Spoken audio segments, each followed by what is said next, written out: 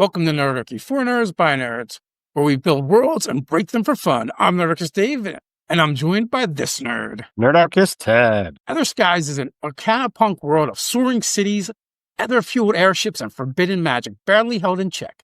The skies are alight with ambition and dread.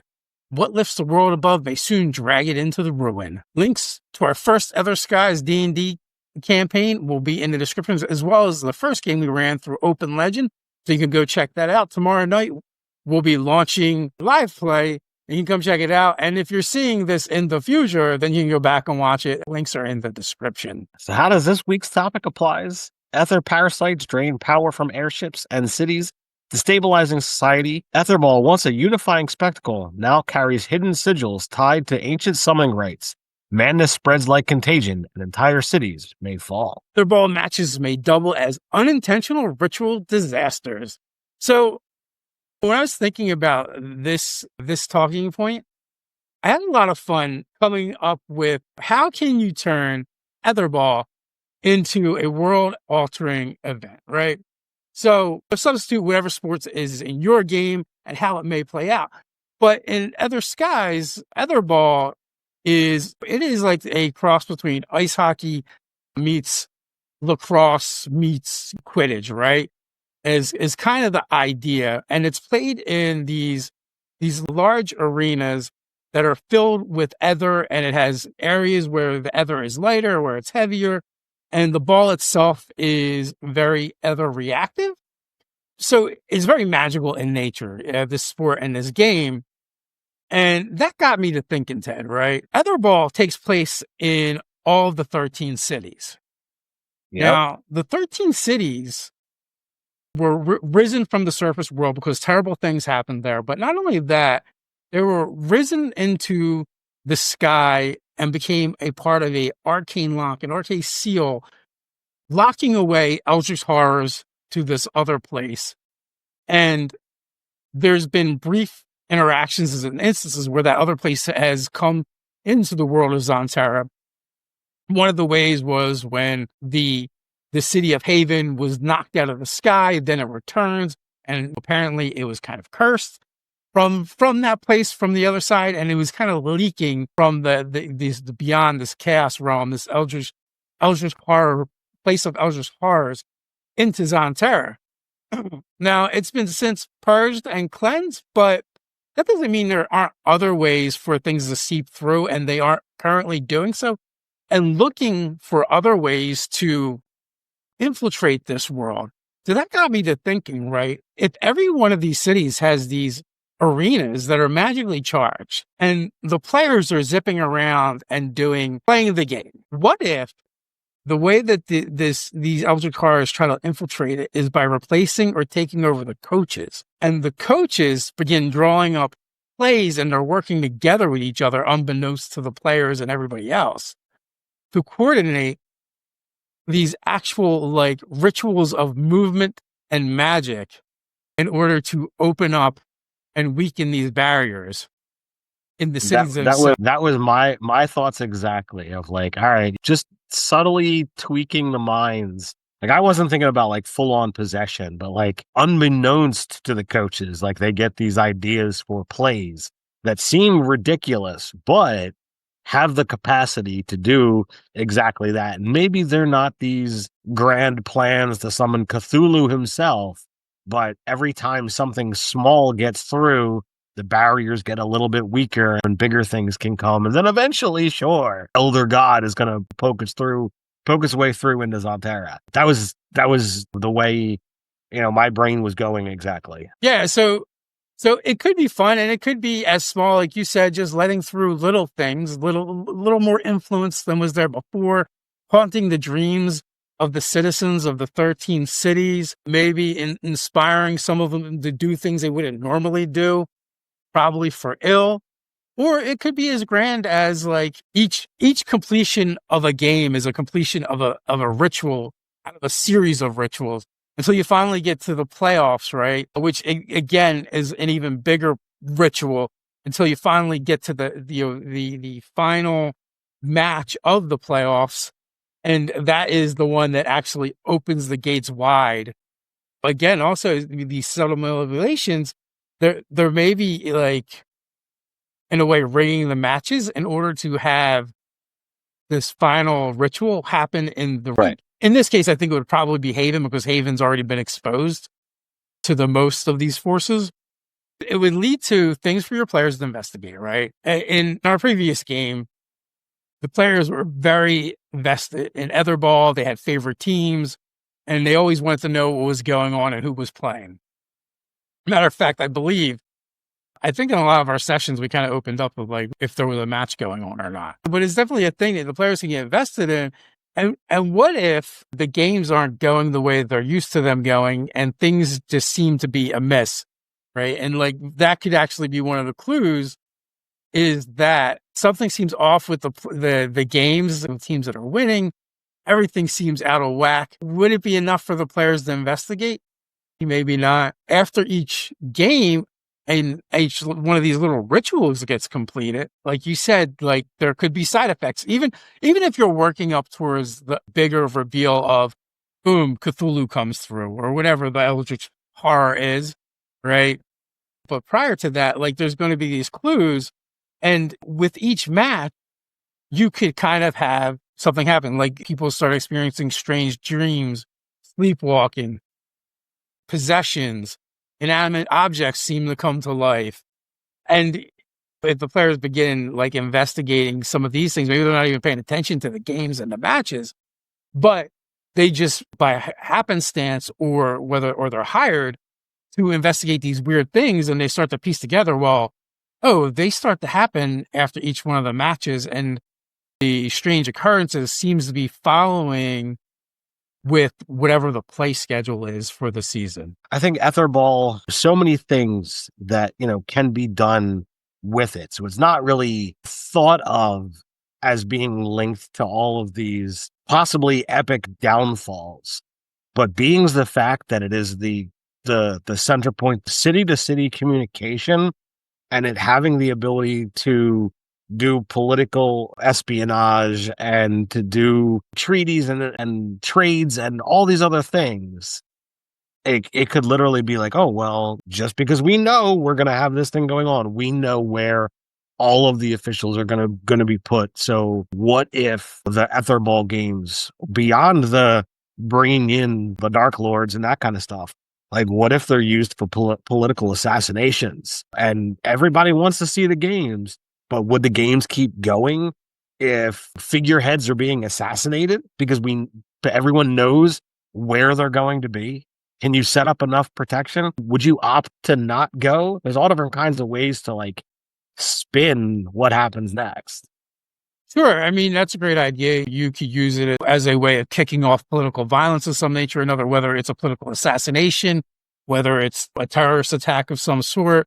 I mean, let's face it, our arena full of people, if that would be an ideal target, forces that wanted to work ill will towards a particular city or ideology, or even could be framing them. And the thing is, like you said, maybe it happens the first time and like people are upset, but it kind of gets dismissed as a terrible thing that happened. But then It's a fluke. Yeah, it's a fluke. Like they got through security, whatever. And then it happens again at the next game. Like you said, what happens then? Is it mass panic? Do they stop holding the games? Is it going to be martial law during the games? How does that affect the world, right? This could be a world-altering event on a smaller scale because it affects the cities. For intents and purposes, that's basically the world for the players in this particular campaign setting. What if you brought in the ritual from Honor Among Thieves? Like, you've got a stadium full of people. What if you did this, the Cloud of Red Death or whatever it was called that Safina uses? You've got a whole bunch of people, and that could put a whole new rise to power for some Necro Lord or Lich or whatever new thing you wanted to create. That could be a lot of fun.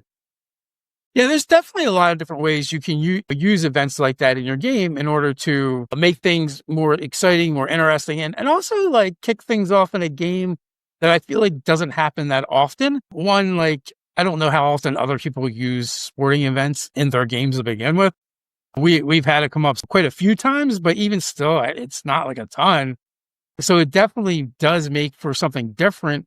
And like you said, the D&D movie example is an amazing one. So moving on, Theopolis is one political strike away from mass anti-Aether riots. How do you handle it? All right. So the city of Theopolis is theocracy, and it is ruled by a church that is very much against how the world has gone, right? They begrudgingly accept the use of Aether and Aethermancers and Aetherficers, but they absolutely despise it, and they want to reclaim the surface. Of course, there's going to be zealots among them who are going to be rabble rousers that are going to try and move things in that direction. If the government of that city takes that official stance, maybe motivated by these rioters, or maybe they use the rioters to take power of the city, where before it's just the position of the church.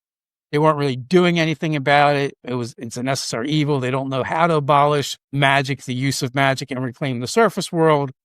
But one zealot comes to power, and all of a sudden, like they're ready to run a full scale campaign upon the surface world and try and reclaim it. But that being said, there's a reason why everyone left the surface world, and when people go down there, there's a good chance that they don't come back. It's extremely dangerous, and very little of it has been mapped out. And it's only in more recent years that they've been making more frequent forays into it and gaining more information. And can one city, Theopolis, possibly recruit some of the other cities and get them on their side and convince them as well? Could this be the thing that actually ends the civilizations they do have because they're not ready to retake the surface world? Or is it the thing that pushes them to kind of further evolve and move beyond what Other Skies, the cities of Other Skies, is right now? Yeah, I look at this and we have a world where gods are questionable,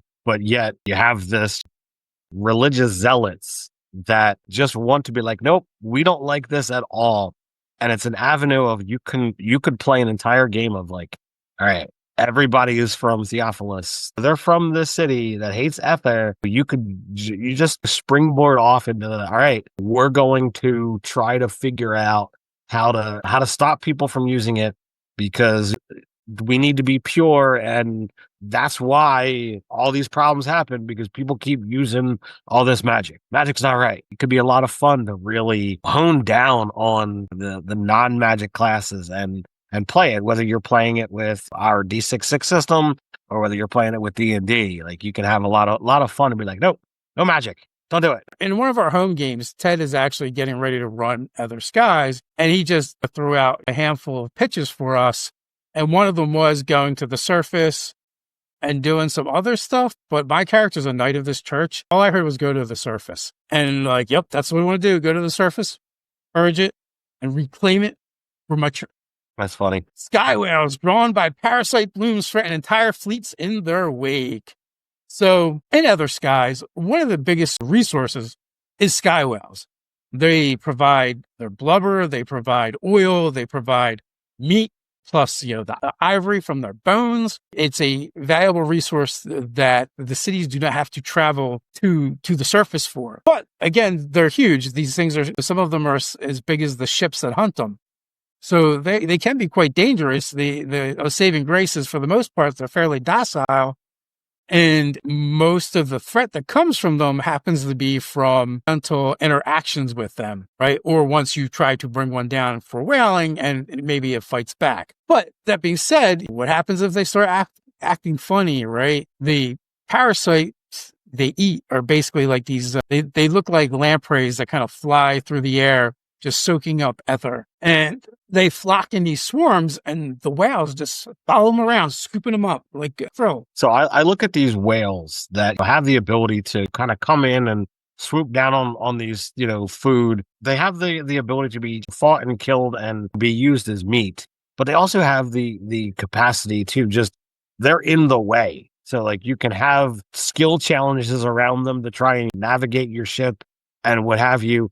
But sometimes they can be aggressive, and they are big enough and strong enough to like destroy entire ships and entire fleets.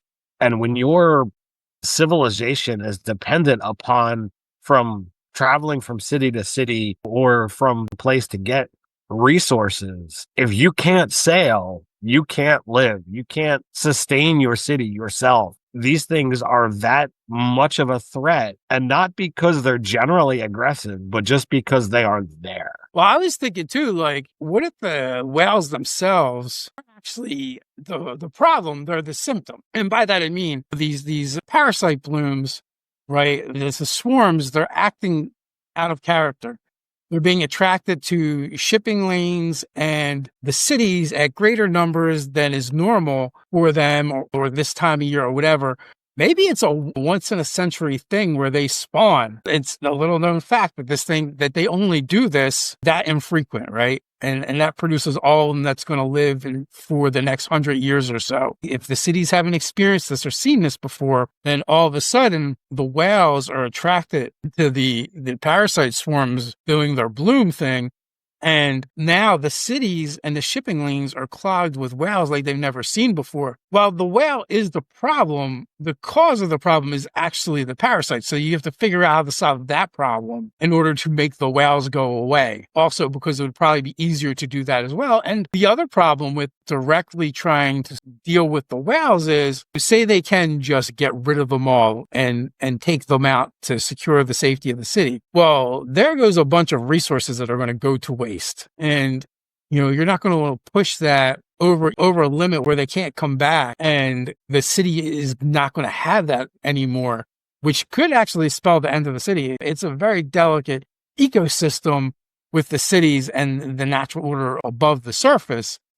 Everything is kind of integral to everything else. So if your crew discovered a parasite nest under the struts as the storm comes upon your Aether ship, would you torch it and risk them swarming as the storm hits? Or fly through, knowing they're feeding on your power? If this rocked your world, hit like, subscribe, and ring that bell. And until next time, stay nerdy. Stay nerdy.